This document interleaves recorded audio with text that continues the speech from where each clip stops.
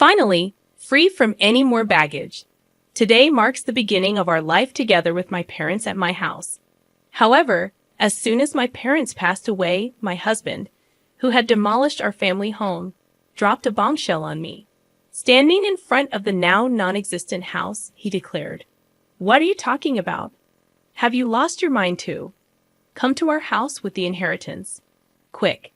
His words left me dumbfounded, and I couldn't help but burst into laughter. Ah, I see. That's what this was all about. Perplexed, my husband, Howard, and my in-laws looked at me incredulously. What? Why are you laughing? I revealed the truth to them. My name is Deborah Jackson. I was born into an ordinary salaried worker family. I married Howard at 29, raised 2 children, and now, at 55, I expected a quiet life with my husband. But life took an unexpected turn. I recounted the challenges of caring for my ailing parents, particularly my mother's battle with cancer. Despite my efforts, my husband's reaction to living with my sick mother was unexpected and less than supportive. I suggested living with my mother for her sake, but Howard was reluctant. His complaints about meals, cleaning, and laundry were hurtful. Despite the challenges, we moved to my family home to care for my mother, even though Howard's initial attitude remained unchanged.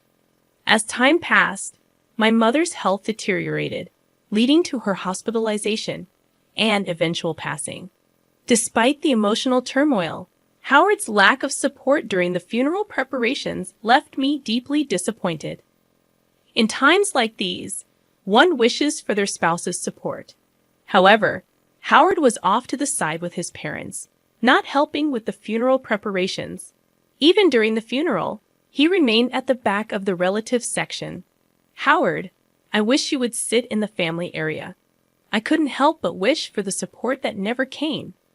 When I suggested that Howard should sit with me in the family area during my mother's funeral, he responded, "No, I'm fine here. I'm not a blood relative after all." His mother, who was listening, interjected, "He's your husband, but not your mother's son, right? Howard is my son, so he's an outsider. An outsider, that's right. Howard's parents are just us. Deborah should sit in the family area alone." Even his parents echoed the sentiment, stating that Howard should not be in the family area. While seating arrangements for family members may vary by region, in our area, it's customary for sons-in-law to sit in the family area. Predictably, with Howard not in the family area, distant relatives started whispering and speculating about our relationship. After the funeral, we returned home with my brother's family, children, Howard, and his parents. Despite their insensitive remarks, I thanked Howard's parents for coming and served them coffee. However, their callousness reached new heights when they casually remarked about the condolence money being tough on them, implying relief at the end of the financial burden with my mother's passing. Stunned by their words, I forced a smile and left the room. Overhearing Howard and his parents' conversation, I learned more about their true feelings. Howard complained about living with someone else, and his parents joined in mocking me. It wasn't the first time. They had always been disrespectful, even during our marriage. Reflecting on their lack of concern during my father's funeral and mother's death, I questioned Howard's behavior as a person. I realized that I had been overly considerate of him, feeling guilty for imposing the living arrangement. Angry and resentful, I silently listened to their laughter and chatter. Later, in a conversation between Howard and his parents, they openly disapproved of my defiance regarding my mother's belongings. When they tried to take my mother's bag, I firmly refused, stating my intention to distribute her keepsakes among family members later. This led to a heated argument, with Howard and his parents leaving angrily, labeling me an outsider. Despite explaining the situation to everyone, Howard didn't return home for some time. When he finally did, he surprised me by showing concern and suggesting a trip for me and the kids, even providing travel vouchers. Though unexpected, I couldn't help but feel a mix of emotions, including gratitude and confusion, at this unexpected gesture from Howard. "I wonder if your father felt guilty," I said with a laugh as I decided to gratefully accept the travel vouchers from Howard. "Well, I'll beat off then. Yeah, take your time. Since you're at it, stay over at the kids' places, Howard suggested. I can't be away that long, I replied. Just go. I'll relax at my parents' house. Don't worry about me, Howard said, sending me off with those words. Julia was happy to have me over. So before the trip, I visited Julia's and then Luke's homes, having been unable to visit while caring for my mother. I helped out a bit by making and freezing some meals for them. Mom, you don't get to relax at all, but thank you. It really helps. They both expressed gratitude for my home-cooked meals. This was all thanks to Howard's suggestion. Then came the long-awaited trip, and I spent a relaxing time at the hotel with my children. It seemed to heal much of the fatigue and sorrow from caregiving and losing my parents. I was away for nearly a week, but both kids returned to their homes with bright smiles. That was fun. We should thank Dad once in a while, Julia suggested. Really? Once in a while? But I wonder if he's up to something, I laughed, half-jokingly. Don't say that. Your father must have had his reasons, Julia replied. I laughed as well, planning to share the memories with Howard and start afresh in our married life. However, upon arriving home, I was at a loss for words. What's going on? The house is... I looked around in confusion, checking my location. Despite being a familiar place, our family home was gone. Then Howard appeared from nowhere, with his parents behind him, smirking at my dumbfounded expression. Howard, what's the meaning of this? I asked. Howard, like his parents, replied with an eerie smile. Finally, the baggage is gone. From today, we'll be living with my parents at my house. What are you talking about? I retorted calmly to Howard's arrogant statement. Then Howard spoke. Lost your mind? Your family home has been demolished. Come to our house with the inheritance. Already, everything you inherited belongs to Howard. I realized what had happened.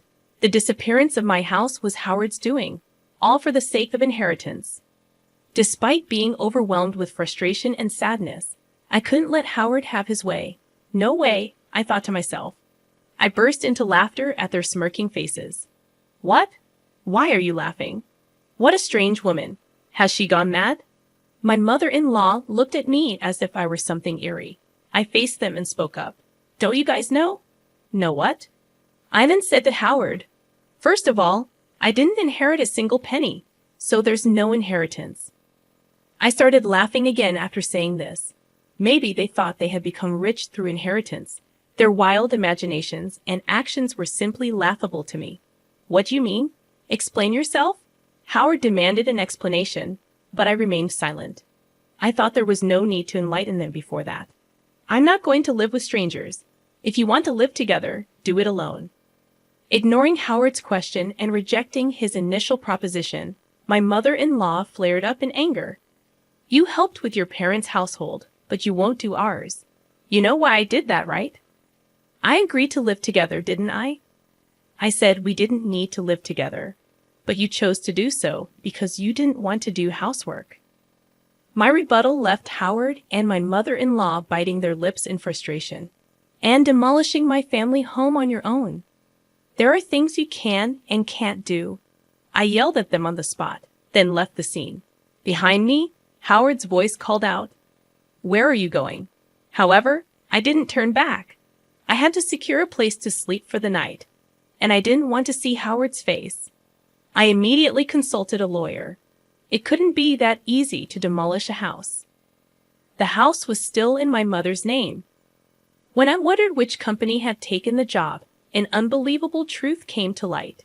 Howard and my father-in-law had directly demolished the house themselves. They had meticulously prepared, enlisting the help of acquaintances from my father-in-law's demolition company and renting heavy machinery. Moreover, they had given me the travel vouchers to drive me out. The realization of being utterly deceived brought tears to my eyes and filled me with frustration. Is there any way to punish the three of them? I asked the lawyer through tears, and he smiled kindly. Your husband, who demolished the house registered under your mother's name without permission, can be charged with criminal damage and sued for compensation. Let's start by demanding a proper apology from your husband and his parents." I nodded at his words, and the lawyer promptly started the proceedings. A few days later, an irate call came from Howard. "What's this letter of demand about?" "Oh, you received it. Since you destroyed our important house, you'll have to compensate for it." Compensate? I told you we were moving into the family home. I demolished an unused house for you. You should be grateful, not demanding compensation. Just bring your inheritance and come back home. Howard arrogantly insisted. Grateful for being demolished? Really? And about the inheritance coming home? There's none to bring since I didn't inherit anything. I shouted back over the phone. Howard fell silent, seemingly stunned by my outburst. The reason I laughed when the house was demolished was precisely this. I had a whole year to spend with my mother. It was obvious we would have discussed the inheritance. Then I said, "I don't need anything. Give it all to my brother." Thus, all cash and securities were inherited by my brother. He said that I should get the house since he lived far away and couldn't manage it. If I wasn't going to live there, it could be rented out to someone else. That was the plan for me to inherit the house anyway. Either you and your father restore the family home to its original state or pay the amount written there. This amount, I'm being kind enough to suggest a settlement. If you can't pay, I'll file a police report and sue you, I spoke firmly. Sorry, I didn't think you'd be so angry. Of course, Howard replied. I'm angry. Howard began making excuses. He thought that as long as the family home was there, he couldn't live with his parents, especially since his father had always wanted to live with us. My father-in-law was fond of Luke and seemed to have wanted to live with him. He had refused to live together back then because it would have made commuting difficult, but his parents seemed to think I was the one opposed to it. So it turns out that Howard had convinced his parents to agree to this plan by demolishing my family home and making them believe I would move in with the inheritance. But even knowing this now, there's no way I can forgive it. So please forgive me. I didn't mean any harm. Dad is remorseful too. If he's truly remorseful, then he'll agree to the settlement. I said this and hung up the phone. Howard kept calling me and sending messages to apologize. If you're sorry, then hurry up and transfer the money. I pushed Howard away with these words. I knew our family home couldn't be restored, but there was no other way to alleviate these unbearable feelings. Afterward, I stayed at Julia's house. My brother's family and my children knew about this. Even though my brother must have been angry about our family home being demolished without his consent, he said, I won't interfere, but I'll lend a hand. Do what you think is right, Deborah. Everyone condemned Howard's actions and supported me. A month passed without any payment for the damages or compensation. During that time, there was no contact from Howard. I couldn't keep relying on Julia's hospitality forever. I wanted to receive the money soon and at least establish a stable living situation. But contrary to my wishes, something unbelievable happened. It was revealed by a comment from Julia. This apron looks a lot like Grandma's, she muttered while showing me her smartphone screen. I was shocked when I saw the screen. It was a product page on a flea market app. The item Julia thought resembled my mother's apron was a unique piece I had made for my mother. What? This is Grandma's apron. I made it, so there's no mistake, really, Julia said and hurriedly checked other pages. The seller seemed to have registered recently, with no transactions or ratings yet. As I checked the content of the nearly 30 items listed, I was shocked to find that they all belonged to my mother. I immediately realized it must be Howard's doing. No one else but Howard, who had demolished the house, could have taken my mother's belongings. I called Howard right away. What's this about the app, Howard? Howard responded, sounding annoyed, thinking he was playing dumb. I'd angrily confronted him. Don't play dumb. You're selling Mom's belongings, aren't you? Cancel the listings right now. Howard sounded panicked as he replied. What? No, it's not me. Who else would do such a thing? I'm coming over to get everything back. I hung up and immediately went to Howard's parents' house with Julia. Upon arriving at Howard's parents' house, I immediately called out to Howard. He came out to meet us at the entrance, where I confronted him. "I don't know anything about it," Howard said. "Dad, tell the truth." Julia, supporting me, also pressed Howard for answers. He was visibly flustered. While this was happening, Howard's parents, perhaps realizing we were there, showed up too. "Oh, Julia, you're here?" She smiled happily upon seeing Julia. Julia, clearly upset, spoke to her grandmother. "Tell Dad to tell the truth." The truth. "It seems like Dad is selling the stuff Grandma passed away." With hearing this, my mother-in-law laughed. Howard looked troubled and kept repeating, "It's not me." Then my mother-in-law spoke loudly. "Howard's selling them? That can't be true." But because I'm the one selling them, I felt the blood drain from my face at her words. Howard must have known. He looked at his mother with a "this is bad" expression. Julia was stunned, but my mother-in-law seemed cheerful. "What did you say? It's quite a task, you know.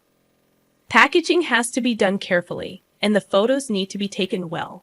She talked about the app as if it was a fun hobby, not realizing she was selling stolen items. I struggled to contain my anger. "Cancel the listing. That's not something Grandma can just sell." Julia, red-faced and teary-eyed, appealed to her grandmother, but my mother-in-law seemed displeased. "What's the big deal? I found a fun hobby. I use what I can, and the rest makes a nice little income. It's good for preventing dementia after all. I'm the only grandma left. And Julia, you want me to stay healthy and live long, right?" My mother-in-law said this nonchalantly. It was clear she wouldn't listen to our pleas. "But if talking won't work, we'll have to take action. Let's go home, Julia." "But it's okay." I left the house, dragging Julia with me. And so, I rushed to the police station. I had not planned to file a report about the house being demolished, but theft was a different matter altogether. When I reported the theft and unauthorized sale of my mother's belongings to the police, they promptly took action. The flea market app company cooperated, and my mother-in-law's account was suspended. This ensured that no more items would be sold. On my way back from the police station, I called Howard. "I had your mother's account suspended. You knew about this, didn't you? You're complicit." "No, I've filed a police report. Please cooperate with the investigation." Howard became frantic at my words. "What? We're family, aren't we? Please withdraw it. Strangers, right? I still haven't received any compensation or damages for the house being demolished, and I see no remorse from you." I was angry, and Howard was at a loss for words. But I am not heartless. Despite everything, I had shared a life with Howard for a long time. Sighing, I realized that there might still be a long road ahead to resolve all these issues. I said I'll wait for the money, but I won't forgive the theft. Everything must be returned. "And Howard, your father looked very ill. Has he been to the hospital?" "What? I'm not heartless, so I'm just letting you know." I said this and hung up the phone. I had seen my father-in-law earlier, and he hadn't spoken much. He was much thinner than when I last saw him a few months ago, and his face was pasty and unnaturally dark. It was clear that he was not in good health, but I doubted that the family had noticed. My mother-in-law was nonchalantly trying to sell stolen items, and Howard was only bold towards me. That parent and child simply lacked any sense of consideration for others. The next day, my father-in-law called me. I thought he might thank me, but it was the exact opposite. "You're treating me like a sick person, planning to dump me in a hospital to get rid of me, huh? I have to protect Howard and your mother from you. I'm not going to any hospital," he scolded. I was concerned for him, yet this was how he responded. "I apologize if it was out of line. I was just concerned, I'm not weak and short-lived like your parents. Don't patronize me." I was angry at his words, but a few days later, he apparently felt unwell and went to the hospital. The diagnosis was terminal cancer. Howard called me in a panic. "Dad has terminal cancer. What should I do?" I snorted. "That's none of my concern. Remember what you said when I suggested the hospital. You said you're not weak and short-lived like my parents. Deal with it yourself. How can you be so heartless? Who's the heartless one? Did you ever say a kind word when my mother was sick? Reflect on your own actions. I said this and ended the call. As expected, my father-in-law passed away not long after. As a human being, I didn't want to harbor negative feelings towards someone who had passed, but recalling all that had been done and said, I couldn't shed a single tear. After the funeral, a will was found.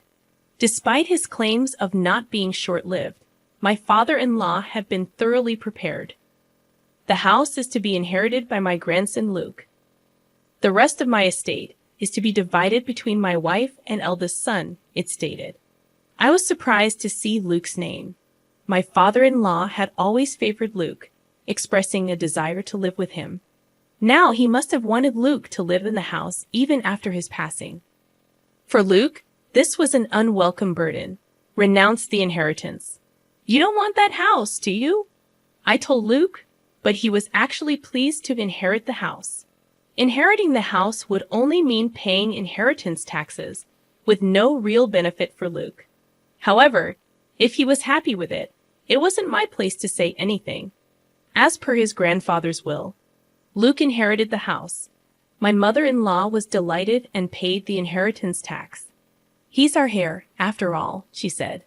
Well, that wasn't wrong. I felt a bit down, feeling like Luke was taken from me. But then something unbelievable happened. Come to our house, responding to Howard's message. I immediately went to his parents' house. There, like me once stood, my mother-in-law and Howard, frozen in front of their house.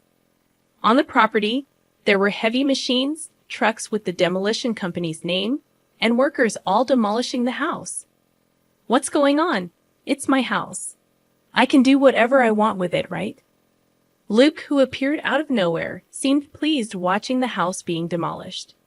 Luke, what are you doing? Stop it right now. Even if I stop now, we can't live there anyway, Mom. Luke, what have you done? My mother-in-law and Howard pleaded with Luke, but he just laughed. Have you forgotten what Grandpa and Dad did to Mom, Luke? Grandma, you were horrible to Mom too, right? Did you apologize? Luke, his smile gone, glared sharply at his mother and Howard. They fell to their knees as the machines continued to loudly demolish the house. I felt relieved seeing the scene. Later, Howard, having finally received the inheritance, paid the compensation and damages. It seemed that Luke had recovered the stolen items my mother-in-law took from my mother, and they were safely returned to me. Mom, you've got me and Julia, Luke said, and I finally shed tears of relief. Howard and his mother lost their house and were left with no money, now living again in company housing. Howard and I had moved out of the company housing, and now Howard, along with his mother, had returned, becoming the talk of the town. A wife of Howard's colleague, with whom I am on good terms, contacted me, and I explained everything honestly. They'll likely live uncomfortably in the company housing now, but it's their own doing. Furthermore, with Howard's retirement, the two will need to save up for their future living arrangements. I might occasionally ask friends for updates on their situation, just for a story to share. I continue to stay at Julia's house, but Luke is now planning to get married and build a house. The land from his parents' house sold for a decent amount, surprisingly making the demolished house useful. Mom, come live with us. Luke even invited me to live with them. His soon-to-be wife welcomed the idea warmly. I couldn't impose on Julia forever, so I gratefully accepted Luke's offer. I resolved to be a different kind of mother-in-law, hoping to live happily with my new family.